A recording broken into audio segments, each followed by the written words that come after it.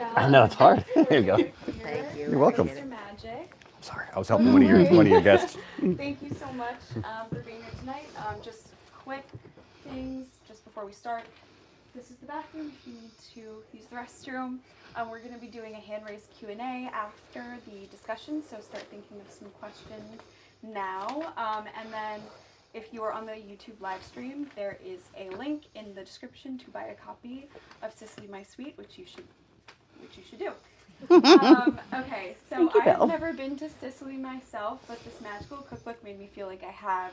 I was staring at that pistachio milk cremalata for a while. My mouth was watering, and my sweet tooth was fully craving most of the delicious treats in this book. So I'm so excited to hear you both discuss it. Thank you. Victoria Granof was named one of the most creative and inspiring women in food by Cherry Bomb, and a woman to follow by the Spruce Eats. She is one of today's most visionary and vibrant culinary artists. She was also dubbed Canoli Queen by Vogue. Her loyal clients include Food and Wine, Vogue, Bon Appetit, Food 52, Epicurious, New York Magazine, and the New York Times, as well as numerous national and international brands. She's the author of 4 cookbooks and has styled or developed scores of others. Most recently, Please Wait to Be Tasted. Victoria is based in Brooklyn, New York. And Andrew Cotto is an award-winning author of 7 novels and a regular contributor to the New York Times. He's written extensively for Rolling Stone, Men's Journal, Parade, Rachel Ray and Season, AARP, Connie Nast Traveler, Italy Magazine, That's all. Cucina Italiana, The Good Men Project, and more. Andrew's the lead food columnist for the Brooklyn Eagle, the editor-in-chief of Italian America Magazine, and the co-founder and editor-in-chief of the online publication Appetito, Italian Food and Drink. Thank you all so much, and we can't wait for this discussion. Thank you. Thank you. Oh my gosh. Well, I just thank you for being here. I just want to tell you how we met. During the pandemic, I get this email one day, and it's from some guy, and he says, somebody told me I'm chickpea recipes, or something chickpea recipes, and because of Food 52, I have this pasta with chickpeas that went kind of viral, and so he said, they said to contact you and whatever, and so and I'm also a novelist, so I'm gonna bring by a book to you. And I said, well, you know, it's kind of locked down. I don't really want to, and I don't know who you are. And so I made a jar of biscotti and I hung them outside the gate. And I was like, leave your novel here and take these. And anyway, that's how we got to know each other. Yes. That's it. So And anyway. now we are dear friends. So we were. Yeah. I was having a chickpea thing Yeah, I during don't the even- pandemic, what was right? that? I had my weight in chickpeas like every other Yeah, week. what Right? was that? I think it was the nutritional thing. I think my body was Oh. craving sort of the protein and all the antioxidants and the It's minerals. just But really anyway, funny. it's enough about chickpeas. Let's talk about you. So Victoria is one of my favorite people, not just in the food industry, but in the world. She's an incredible woman. Thank you. We were neighbors for a while in Red Hook, after we both relocated Oh, down yeah. there from Carroll Gardens, Cobble Hill, and she made a birthday cake for me once. Well, that's right, the lemon ricotta Yeah, cake. it was Yeah. delicious. Thank you. And I'm thrilled to be here with you Oh, tonight. yeah, that. Thank you. So, Sicily, My Sweet, by Victoria, My Sweet, right, is this a beautiful book? Right? Thank you. You know, I think everyone who's sort of come across your work as a food stylist and a creative director understands the depth of your understanding of cuisine. Not just Italian food or Sicilian food, but you know, just all kinds of cuisines, and in combination with your incredible eye for design and health. People generally recognize that you're probably the best person working right now in food styling in the business. Thank you. You're welcome. Anytime. This book in particular, I think is very, very interesting, right? You know, so there's a Sicilian component to it, right? But the Sicilian There better be. just a mention of it, right? Yeah. There's a hint of it, right? But the Sicilian part is unique in respect because most Sicilians I know, including myself, are kind of like, well, you know, my grandpa Giuseppe and my grandmother Mariangela came over from Palermo after the war, set up in Bensonhurst, and they're still there, if they're lucky, right? Your story with Sicily, your history with it is far different, right? It makes Very different. When people say the old country, you must laugh. Yeah, this is like really old. Right, so please help us understand Really your old. connection to Sicily. So when I was, on my mother's side of the family, we're Sephardic Jews.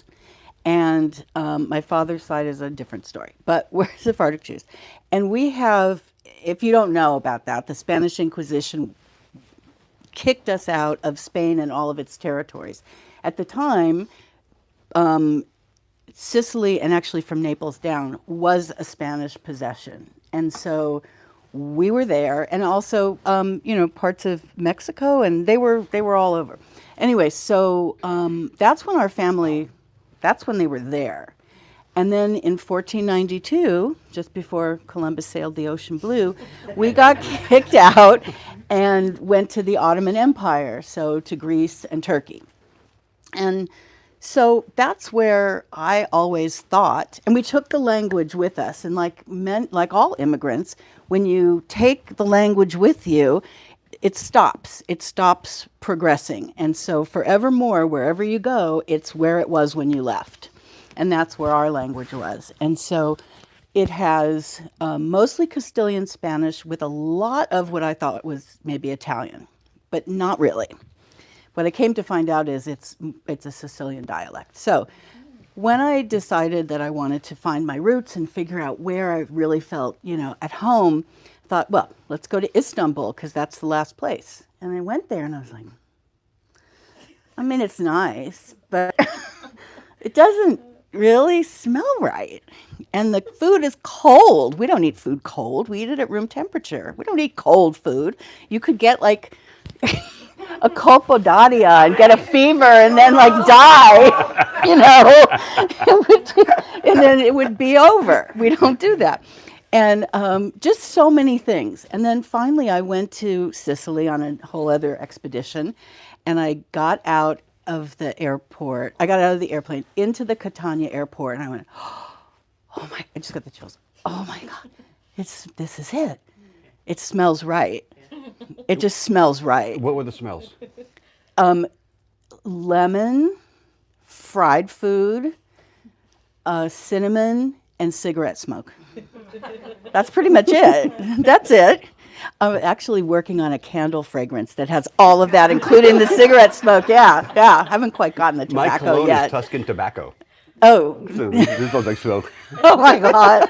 Well, that's what we'll do. So anyway, that's the story. And it turns out that one day I was on a street in Sicily, and my grandmother used to call me Viduccia. And I just thought it was some name that she made up. I didn't know what it meant. And then I was on this street, and there was this woman, and she was calling her, I guess it was her granddaughter, and she was like, Viduccia, Viduccia, like, what's happening? And then I found out that it's just a diminutive. It's a Sicilian diminutive that you put at the end of a, Andruccio, that you put at the end of a name. And just for Beda. Beduccio. Beduccia. Beduccio. Beduccia. Okay. Grazie. Beduccio. I might change my name to that.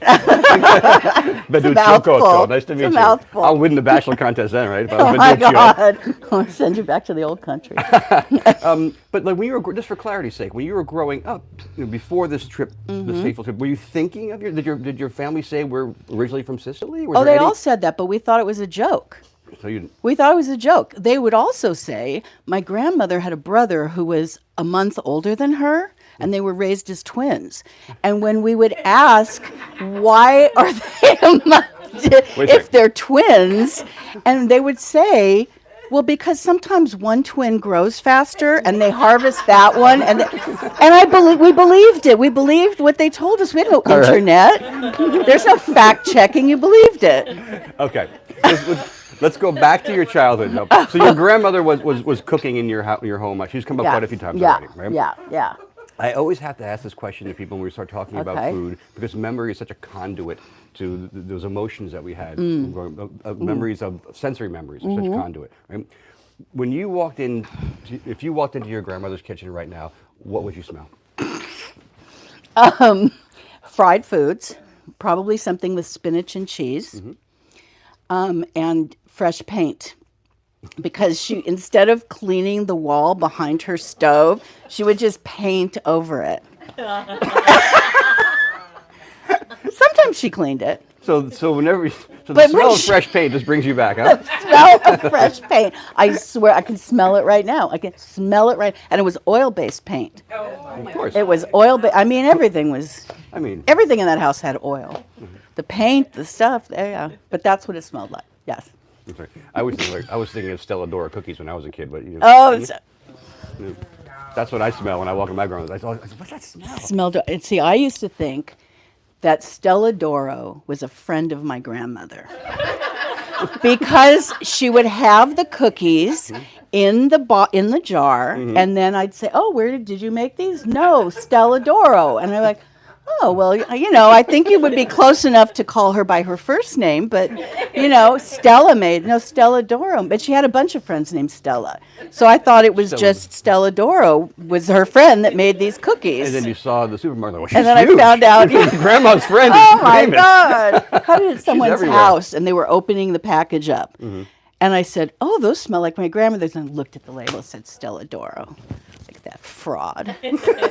But she would take it out and put it in her own jar, so it looked like she made it, even if she didn't. And she would also. She had African violets, and when they were not blooming, she would get little plastic ones, and she would clip them on so it always looked like they were blue.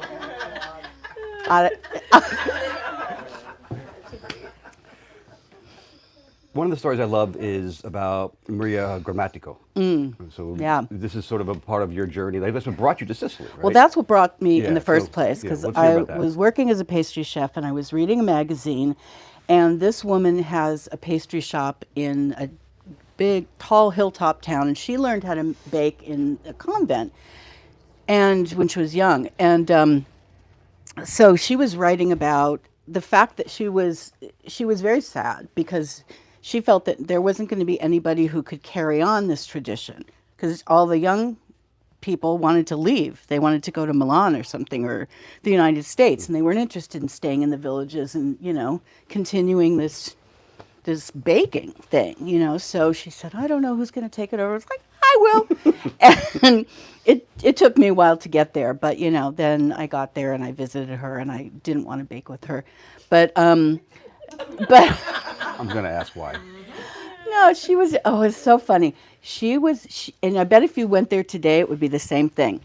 She is so used to people watching her and knowing about her that she just kind of forms something out of marzipan, and then she goes, "Una rosa, un limone," and she just kind of automatically makes this stuff, and then it's not. I think she's old enough to do that now, but yeah, she wasn't very engaging, let's say. And the shop's still there. It's still there, Oh, yeah. and I think she's still there too. Yeah. No, we just read a story about her in Appetito. Did you? Yeah, Oh, yeah. yeah, that's what. Yeah. So she's still there. So she's probably she's got to be in her like mid 80s or something, right? Yeah. So she was. She's got another 40 years left in Sicily. Yeah, that's what first took me. I also really was captivated by your descriptions of Sicily here, like your explanation as to what makes Sicily distinct from all the other regions, but in particular the ones that are most tourist laden. Rome, Venice, There's a beautiful passage. Florence. Could I ask you to read it? Yeah, if you tell me which one it is. I will. Just start at the beginning. I'll tell you when we get there. It's short, but I think it really does a great job of characterizing what makes Sicily is such a special place.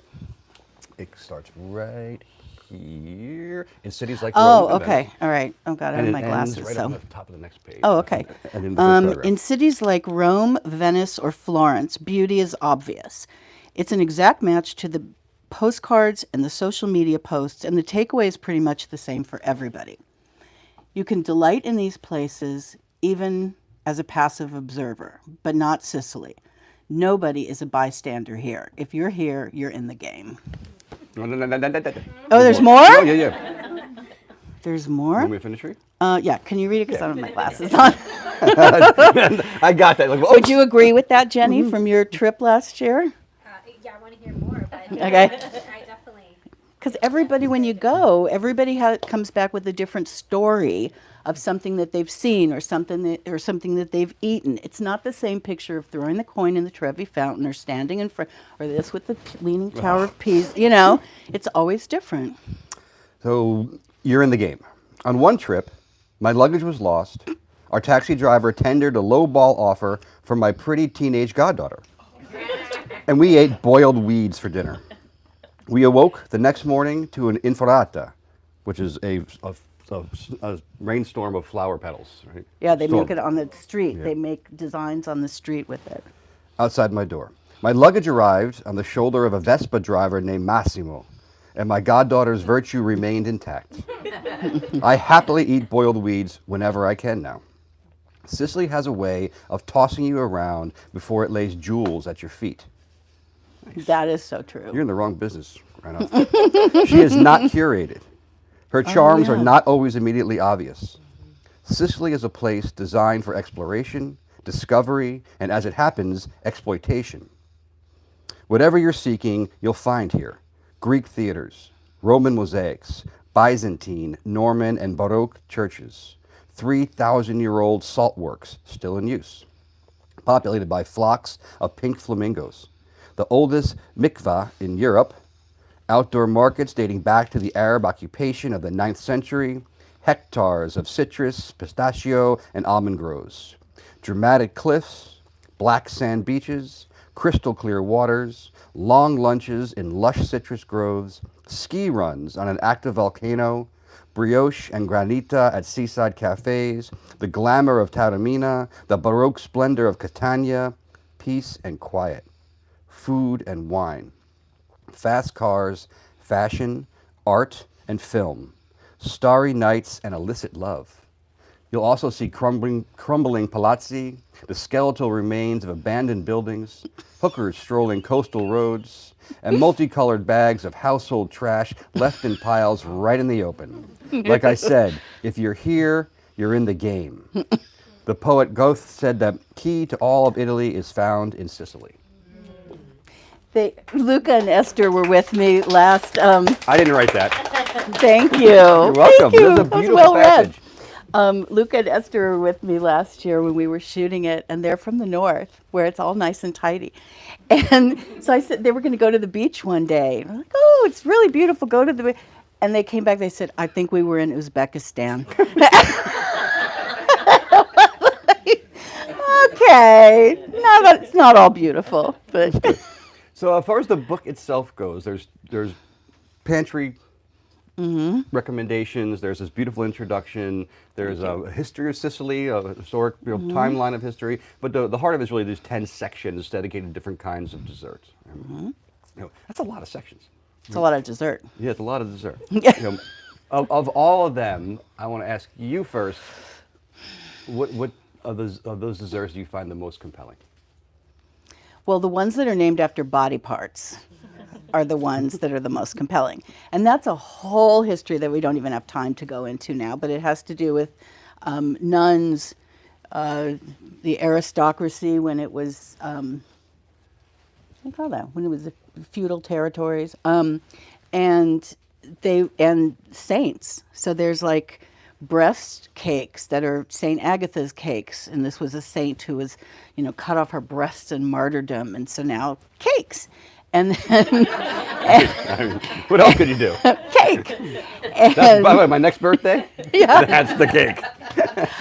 fun fact, for Saint Agatha's Day in February, I'm doing a breast cake collab at Raf's Bakery in the city. So Oh, fun. come visit us in our breasts. Be there. Yeah, so those things, there's Chancellor's buttocks, there's St. Lucy's eyes, they're like offerings kind of, they're really kind of like offerings, like ex photos to, yeah. Next book on Lorraine and Bobbitt. I Okey-dokey.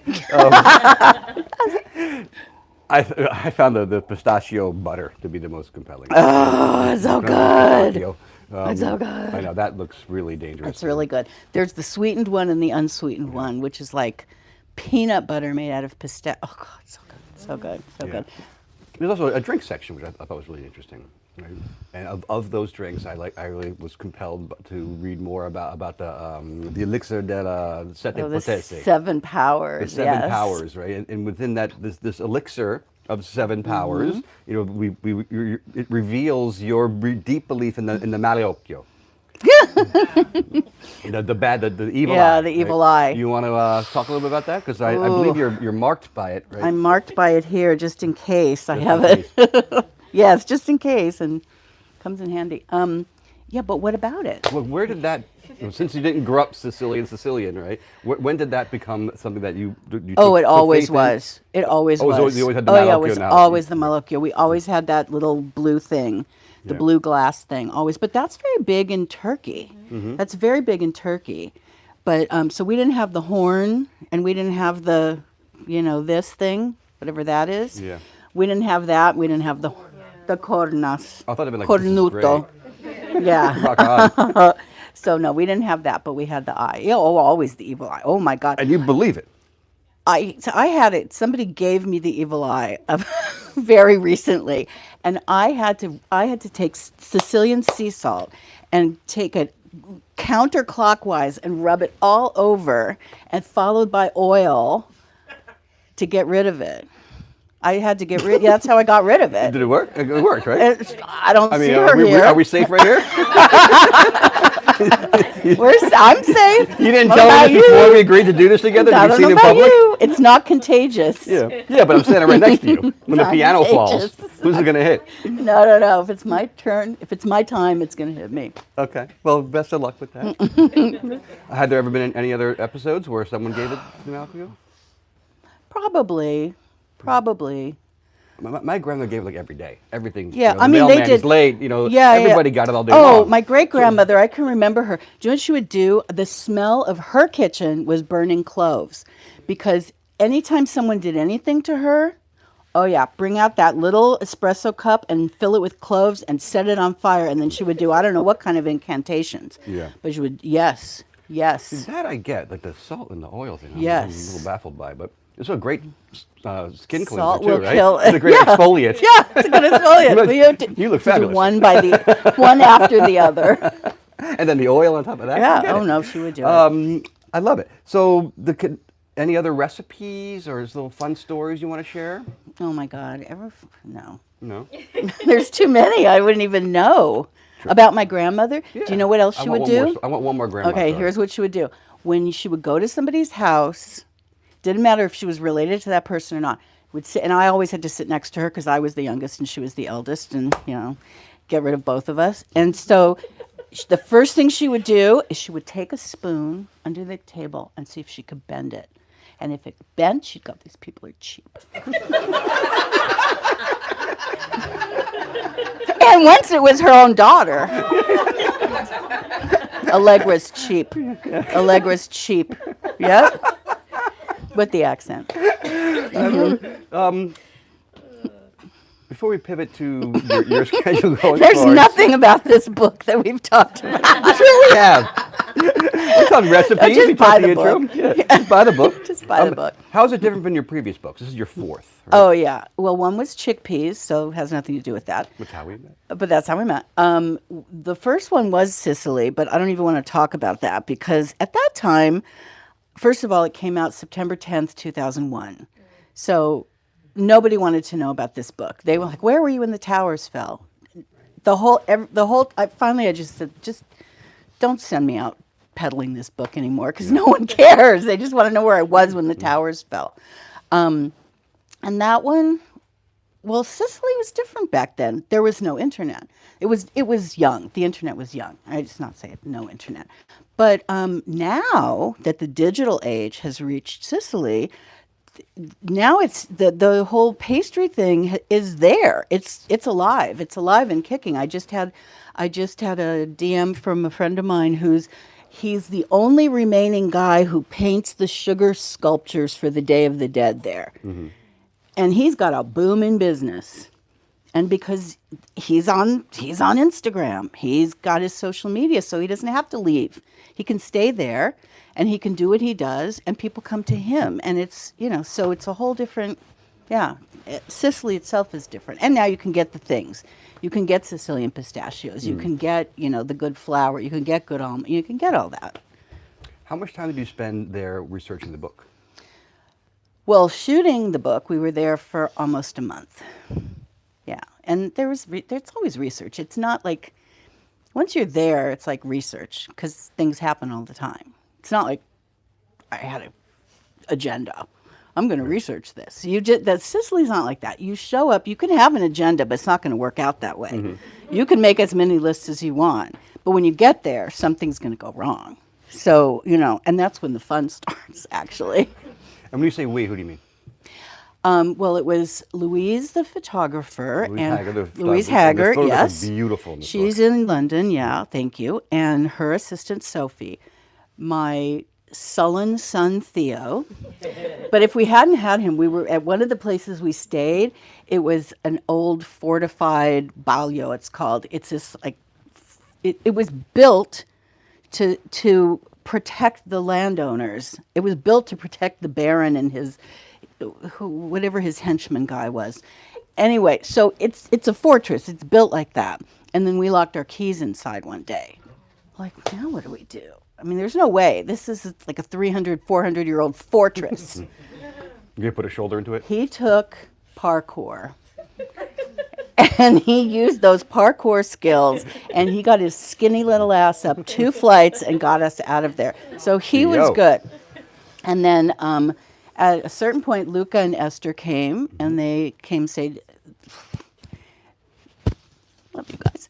And then my friend Janet came down. Oh, and then a friend from L.A. who helped him with the first book, who's also, Monica, who's also a chef in L.A. She came. She was like the driver, kind of, and the taster, and she cooked for everybody.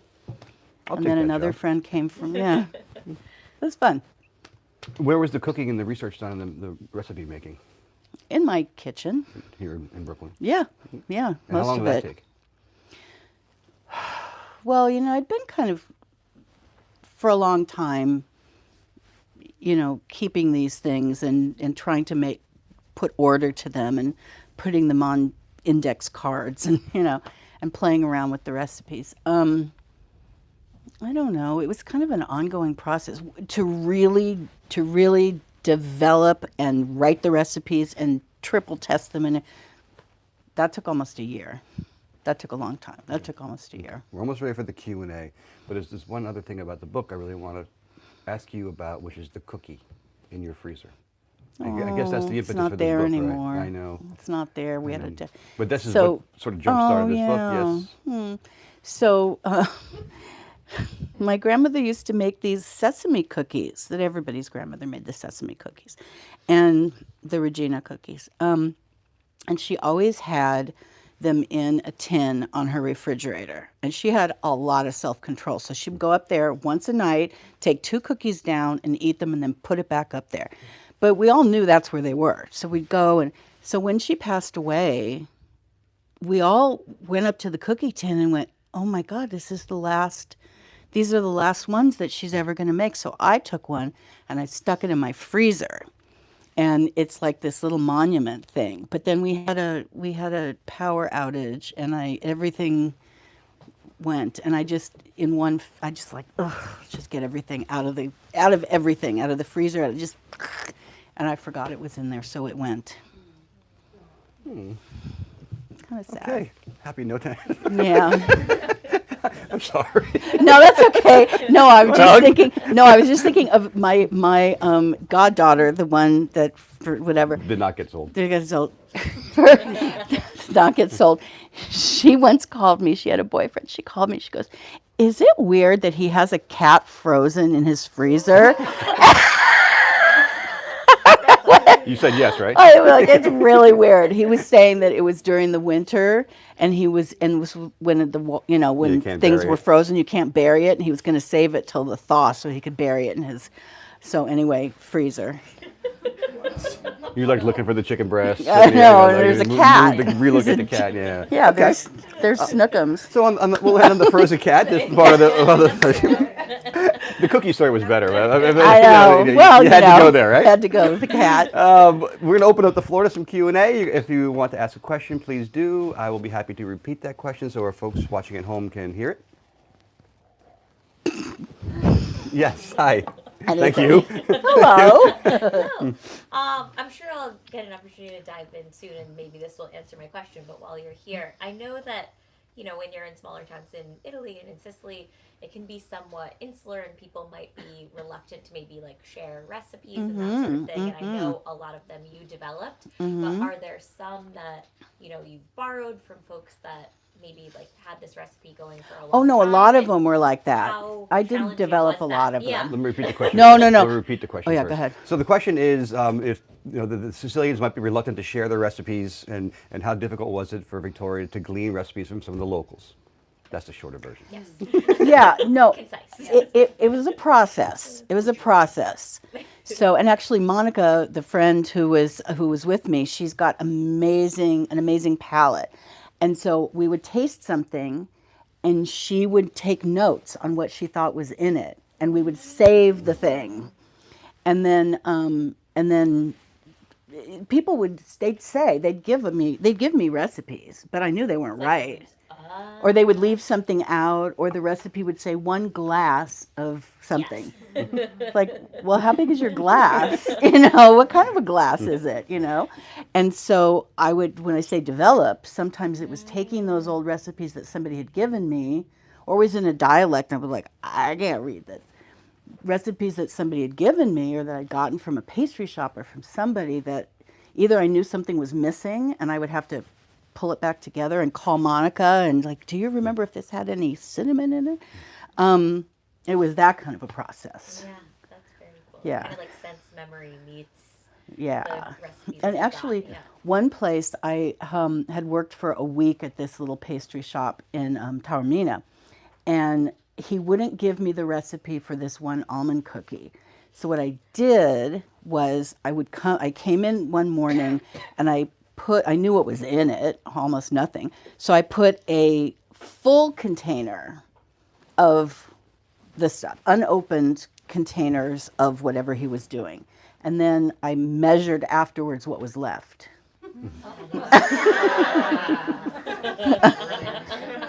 Alrighty. Great question. That is the research. Yeah. Yeah, there's a lot of ways to get a recipe. All right. Another question? Yes. And I'm going to repeat this first.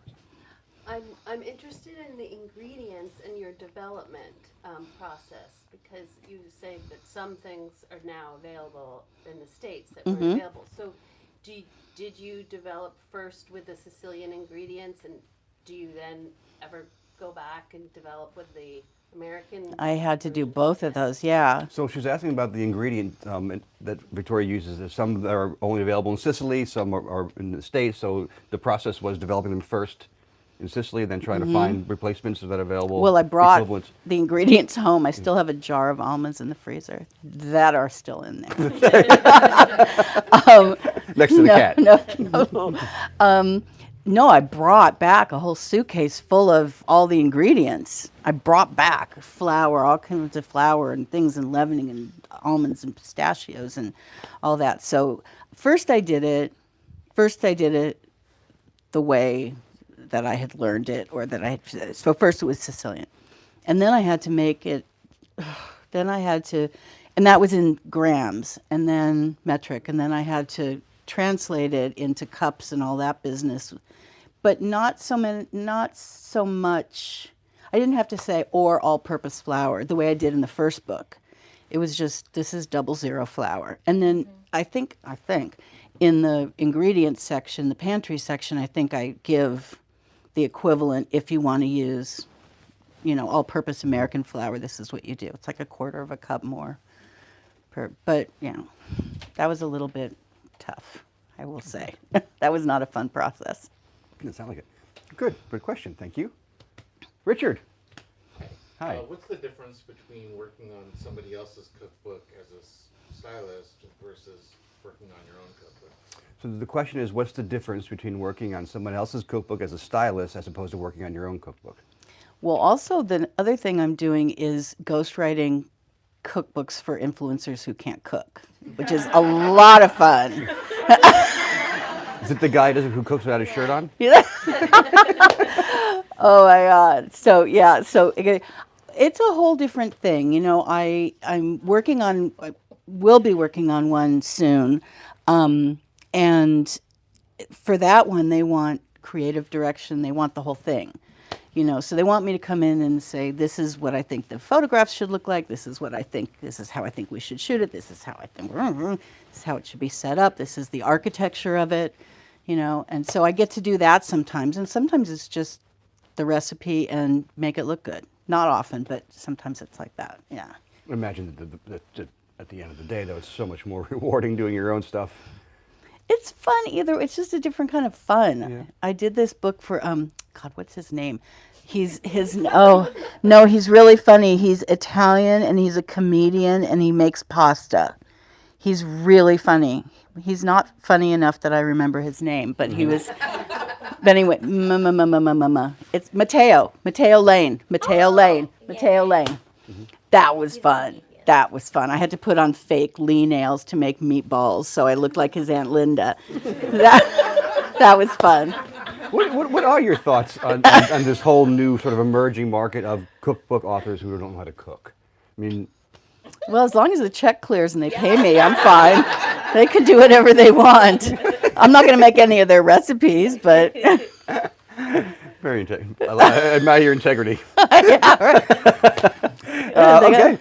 If I can help Another them. cue. Oh, Can I get a second? you're Of done. course. This is- No, I what do should you- have asked about food styling. 'Cause No, I no, no. also am so into that. Like you have such a distinct visual voice. Thank I feel you. like, which is incredible and just jumps off the page at you. How did you develop that? And I guess like how did you get into food styling in general? Because you're an incredible cook, but there's also food styling in the artistic direction, like that side of that creative side of you. How I guess did you develop your voice and get into that side of the food world? So the question is, how did Victoria develop her voice as a food stylist, and then how she pivoted from there into cookbook writing? Sure. So whatever. That's my question, not hers. Wherever I am right now. You know what? I always had the voice. I just had to convince people to listen and follow that and let me do it.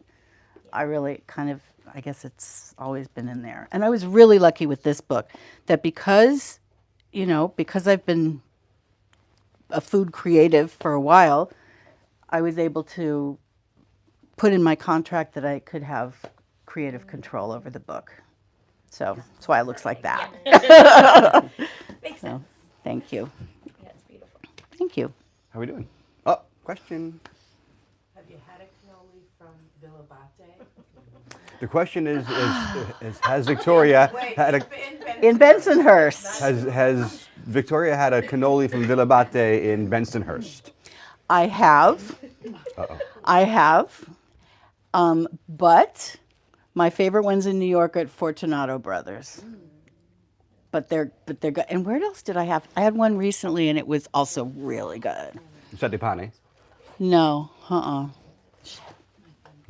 Anyway, no, but the cassata at Villabate. And the cream puffs with the cannoli Mmm, are to die for. yum. Have you been to the new Sicilian sweet shop down in Fadai? There's a sweet shop there? Yeah. It's like it's a bakery in Financial District? Well, there's what's his name? The one with the surly mother. Oh, that one. She's that one, yeah. No, it's on the unfortunately named Beaver Street. Yeah. That one, it's called. Well, they have pastries there. yeah. Yeah. They have pastries there, Yeah. but then they also have the arancini. They're so good. They have ones with, oh my God, they have ones with pistachio and ham, and oh my God, so good. It's on Beaver Street in the Financial District. It's a little place. And actually, this last time we were in Sicily, we went to visit his parents, who are running some kind of side hustle for people to come to their house and eat. And we got there, and we got there, and she was just like slapping the cannoli. She was like, I don't think that her son just turned her out to do this stuff. Yeah. But the place here is really good. Recall the name of it? I can't. Best Sicily Bottega, Best Sicily Bottega, Real Sicily Bottega, They should be selling your book. Sicily Bottega. be. They should be selling my book. Good. Okay. They should be. Another question. Best Sicily. I don't know if I directed to you. What Ask were you him making something. Out of chi-chi beans? Yeah, ask him. I'm sorry? Yeah, I want to know what you were making out of chi-chi beans. Oh, the Chechi beans, we were making this great pasta that Victoria sort of created for her son, Yes. I believe, that it has elbows. It has the little Ceci. ditalini. Yeah. Well, you could have whatever you Yeah, want. small pastas, chickpeas and a tomato broth. Right? And it's But just it's like fabulous. fried tomato paste in there. Yeah, so it has this real deep flavor to it. I think of he wasn't garlic. eating much else. You generated out of love, right? He wasn't getting a lot of nutrients, and you just created this for him. And it was published Yeah. in Food 52, correct?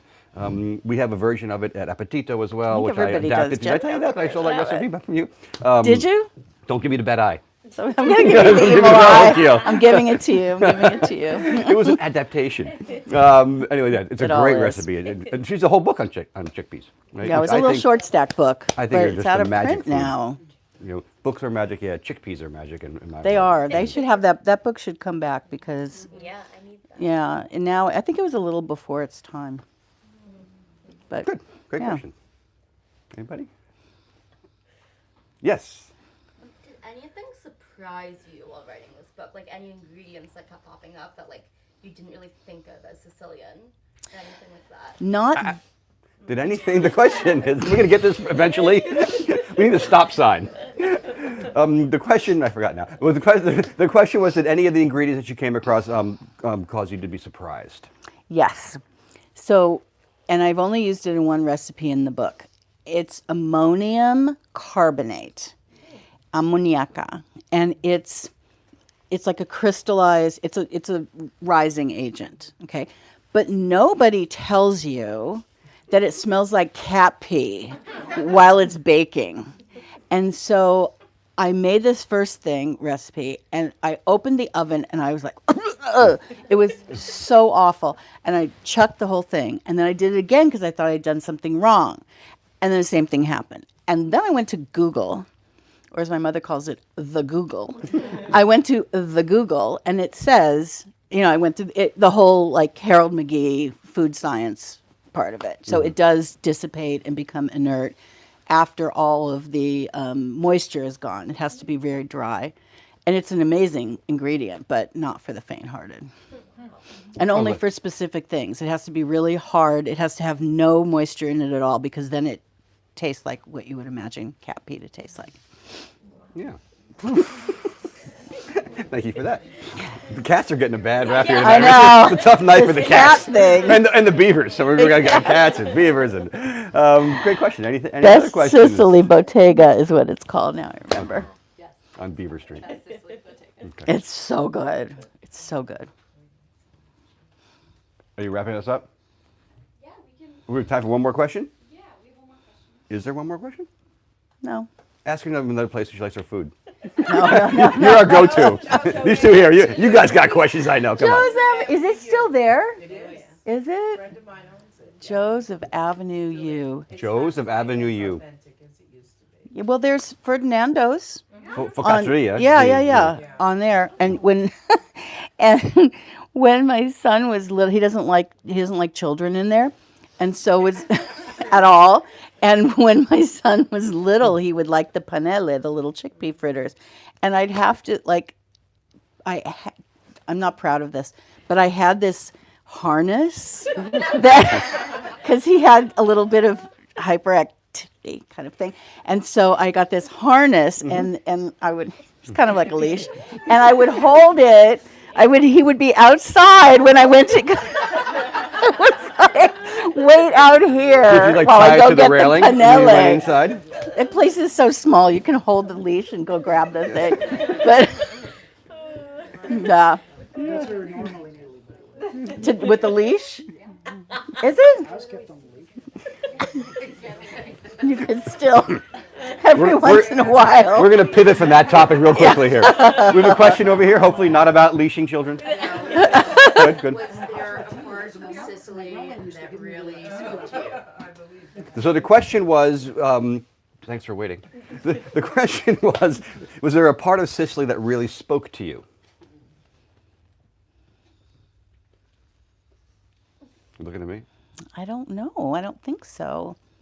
I mean, that getting off the plane in that airport Catania. in Catania, but now it's all fancy. It used to just be like this round bar, almost a complete circular bar, old like paneling, whatever.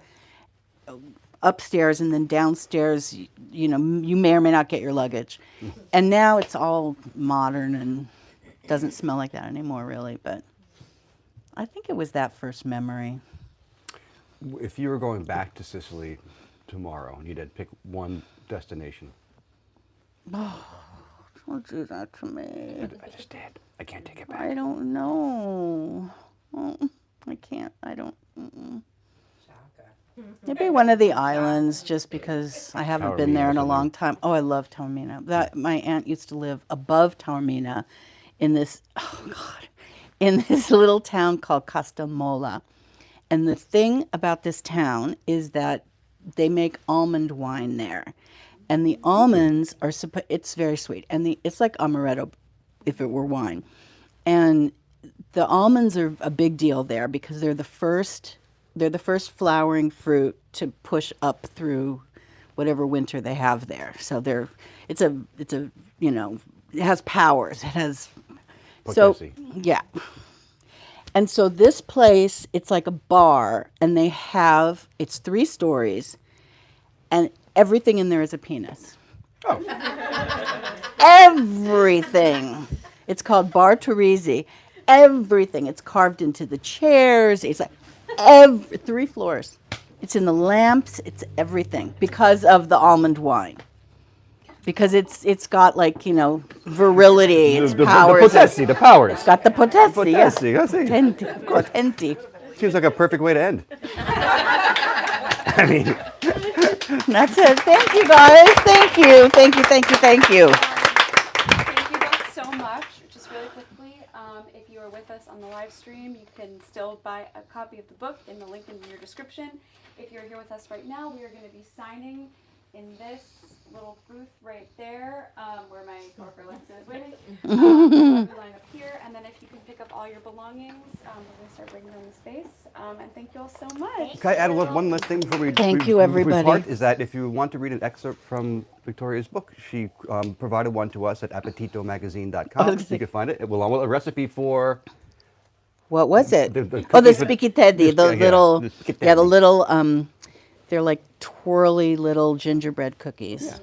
They're really good. Great. They're really good. And more copies are on sale here as well if you want more for gifts the holiday season. All right. Well, Thank you, Belle. Thank Thank you. you. Thank you. Thank you so much. Thank you, everybody. Oh, thank you. That was welcome. so much